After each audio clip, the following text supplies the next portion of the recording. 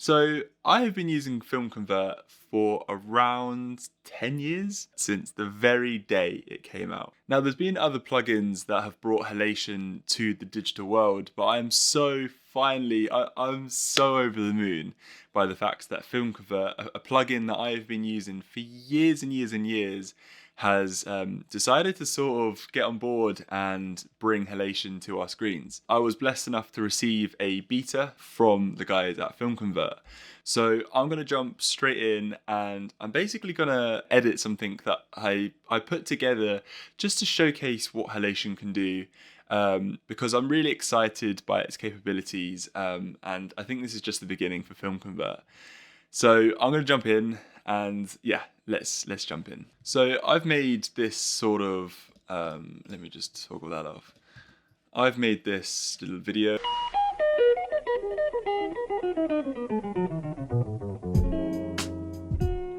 So yeah, that was a little preview, and I think I'm just going to jump in and start basically showcasing my process of colouring, and everyone has a sort of different process when it comes to colouring. Some people use DaVinci. I do use DaVinci, but I've got a bit of a weird workaround, but I guess it's all subjective and it works for me. And I'm just going to run you through that now. So first and foremost, I start with an adjustment layer. Skaboosh. So normally I start with a base layer. And so in the last few years, I've sort of developed a sort of style in which I stack my adjustment layers within Premiere. I normally sort of start with a base layer, and then a sort of mid layer, and then a sort of overall top layer. And the top layer will most probably have like the last grain or any sort of textures in. It's not perfect, but it's my process and it works for me, and this is how I've done it. And sometimes I bring in different LUTs within Lumetri, and I sort of find a middle ground where I'm using Lumetri and then mostly just using Film Convert. And I have used Film Convert now for years, and well, let's dive in. So here we go. I'm just going to chuck in Film Convert now. Let's go straight down to here. So yeah, first and foremost, you put in your camera. Bit of that. So I believe this is shot on an Eva, and like straight out the bat, you can instantly see that it's applied a sort of Rec 709 across the board, and it looks pretty good. Film Convert used to just look like this, and now it's got the added bonus of halation here. So that's really exciting, and I'm pretty new to it. I'm still getting used to it, but I think for the last week now, I've been messing around and I've got pretty familiar with it, and so far so good. So far I'm really loving the effects it has on the footage. But again, yeah, I tried to just offline all the different grains. I'm going to keep this the same for now. Put that onto quality. And then I'm just going to get rid of all the grain. So like I said, the first sort of layer is mostly just the film stock. For this, I want to use Portrait because I kind of love Portrait at the moment.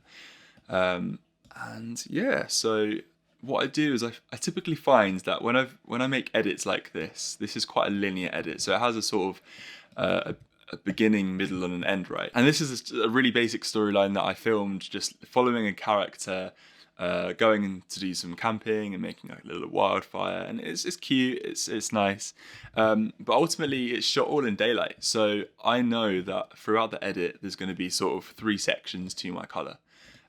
So I find like a middle ground, and that way, okay, so this shot here is pretty beautiful. That way I base a lot of my exposure off that one particular clip. And so make sure you've got your Lumetri scoped up so you can see what you're doing.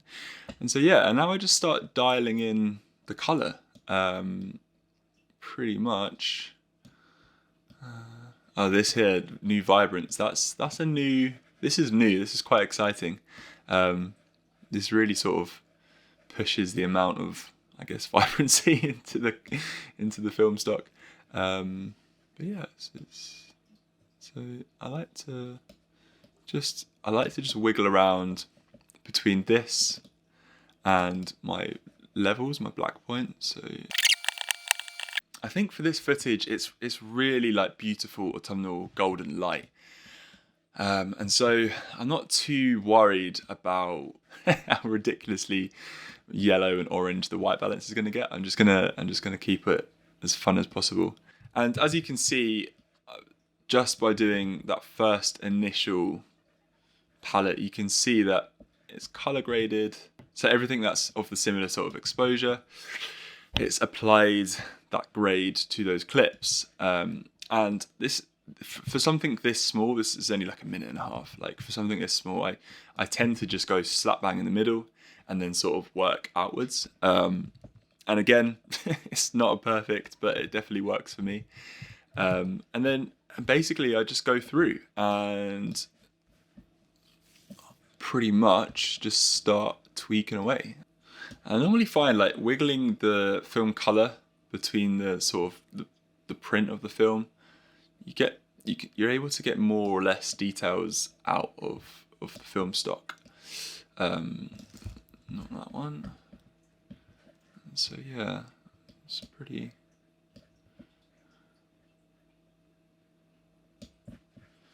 Always referring to my lumetri scopes. Never want to clip, so you never really want to hit into the hundreds, and you never really want to be below your black point of 0. So finding a nice middle ground, and then just referring to the full image, just for a quick color check.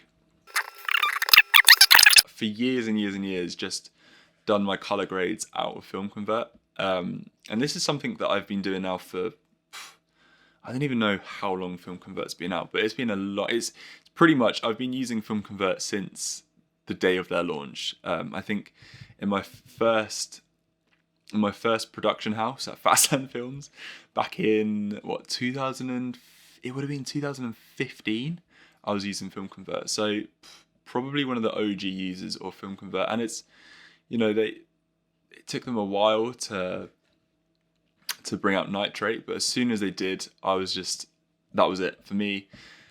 For me and FilmConvert, our relationship goes way back. And when Dehancer came on the scene, I was eager to try it, and I did try it, but it was really, I found it to be really clunky, and so I didn't really get on with it. I like FilmConvert because it's not too labor intensive on your computer.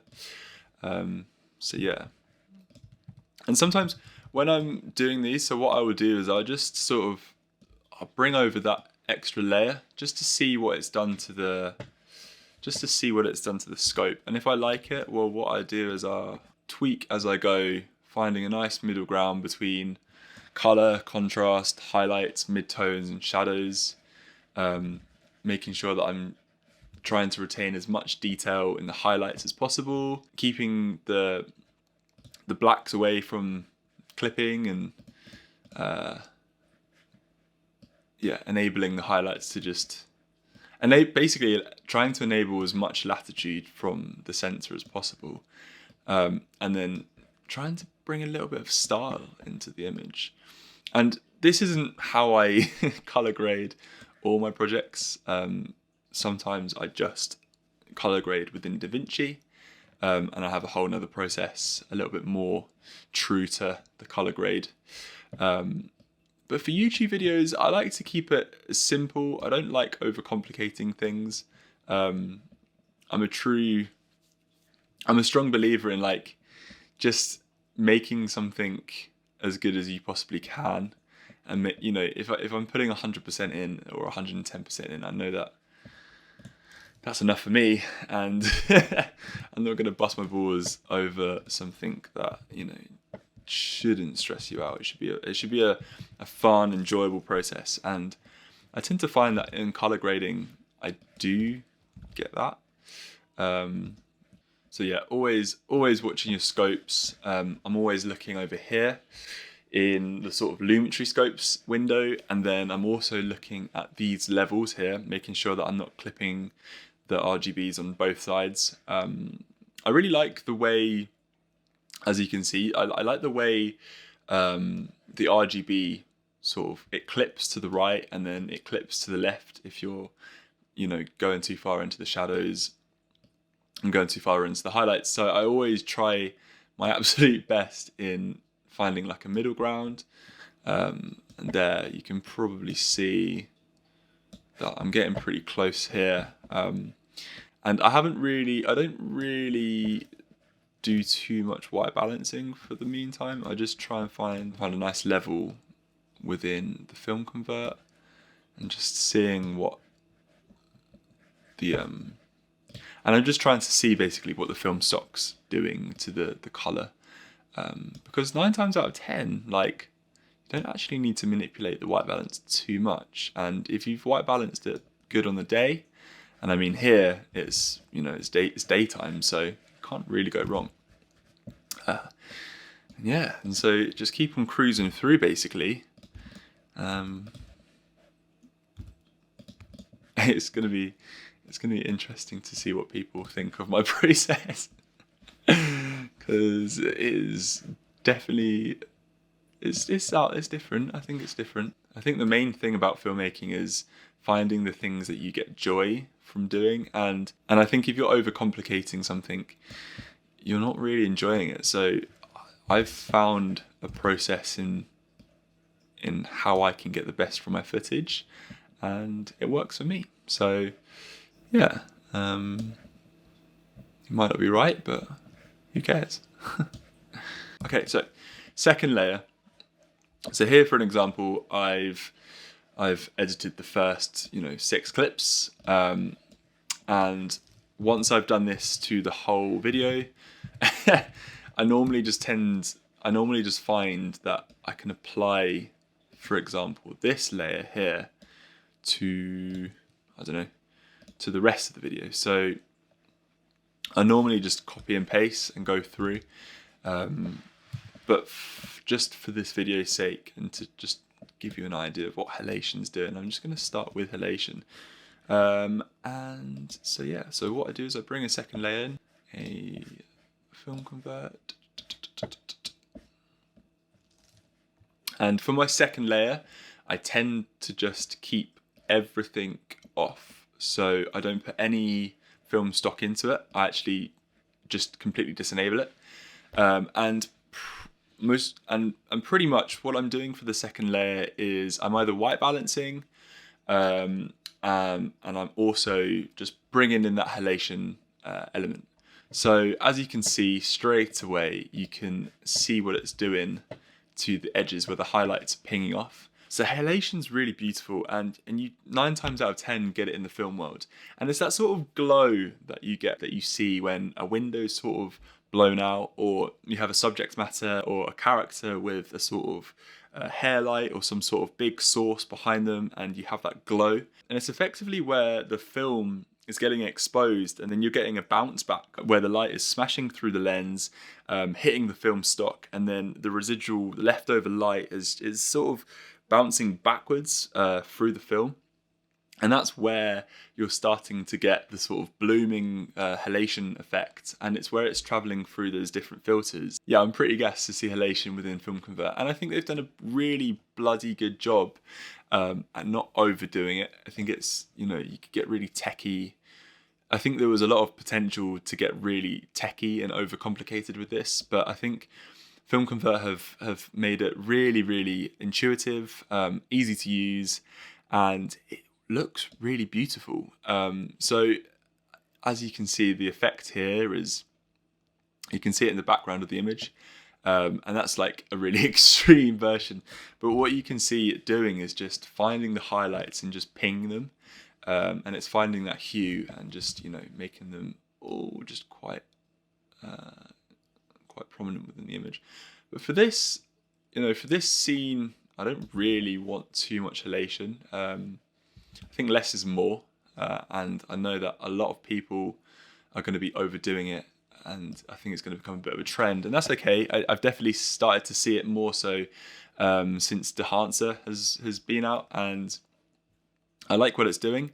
I just, for myself on a personal level, I like to keep things quite minimal, quite close to how they were shot, and you know, it's a nice effect. I definitely won't be using it in all my videos, but I think it brings a really lovely characteristic to your digital footage. And especially when you're pairing that with grain, it just sort of brings that highly digital sort of feel away, and makes things have a bit more character. And for a little film like this, I really wanted to bring character into the movie. And I think especially with the fire, it's going to have some really beautiful effects. But yeah, let's just crack on. So I think around 20% is the mark in which I'm going to use halation in this. And over the last week I've been playing with it, just sort of feeling it out, and it's really, really beautiful. I think they've done an amazing job. Here, look, you can see what it's doing, and again I will go through and just correct each amount to what is looking right on the video clips.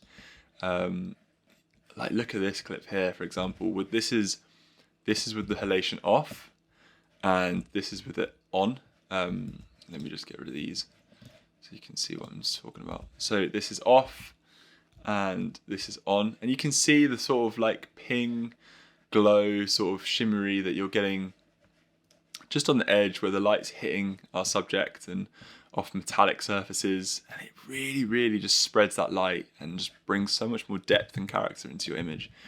Really, really excited to play with this. And you know, like, first, this is what the image was doing here, and then you can see it just glowing that, oh, too much, just glowing off that light, off that river.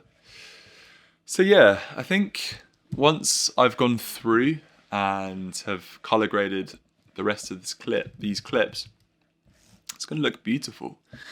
And you know, I like to take my time when I'm color grading that. Normally I make a cup of tea and just sit down and just mess around for a few hours, and then come back to it with fresh eyes and realize that all the white balance is awful and gross. But yeah, so base layer, mid layer, and then let me just showcase my top layer. So what I do is I make another adjustment layer. Get a bit tired now. So yeah, another adjustment layer, and this will be for my grain. Just name that grain so I know what I'm talking about. And this again will go over the whole of the footage. I don't really touch this at all. I may tweak it like ever so slightly, and then just put another film convert on it. So again, nothing on here. Let's actually just disable that. Disable halation and disable color correction. Pretty much just offlining everything but the grain amount. Again, it's a very trial and error sort of feeling out what's working, what's not working on your screen. And again, what I'm looking for is not too much, but not too little. And I'll wiggle the amounts until I'm pretty confident in the image looking good. For YouTube videos, it's work to treat, and I've loved. And actually, one of my favorite processes is color grading. I really have quite a lot of fun with it. So yeah. So for example, I'm pretty happy with how this is looking. I like the grain amount. I like the amount of halation. Well, there's not a huge amount of halation in this because it's not there. And what I normally find myself doing is going back to what I said in the video. So normally I get a bit lazy and I'll take this section and I'll just copy it over and what I will do is I'll just drag all of these out. And I know that that was my happy place. And so everything else that was shot on that day should be relatively close to my happy place. And then I just basically go through and tweak. So I have really enjoyed making this sort of showcased style video. I'm not going to call it a tutorial because it is far from that, and I'm not a professional colorist. I just do this as fun, and pretty much that's what I was showcasing. I was showcasing what halation can do, and the way in which I use halation. I think it's important for me to make you guys aware that I'm not a professional colorist and that this is my process, and this process works for me, and I encourage everyone to go out and find their own process, because it's all about trial and error, and I think that's when you get the best results, and you by far have the best and most amount of fun doing it in that way, in that approach. But yeah, I want to keep this video relatively short. I know it has been a little longer, but that's okay. And I just wanted to say, if you've watched it this far and you've seen my face more than once, what are you doing? Why haven't you pressed that subscribe button? It's okay, I'm not going to hurt you. You know, I am just so amped to make more little videos with this plugin, because it's just so powerful and it renders a really, really beautiful effect. So yeah, thank you Film Convert, and thanks everyone for watching. I will see you in the next video. See you in a bit. Bye.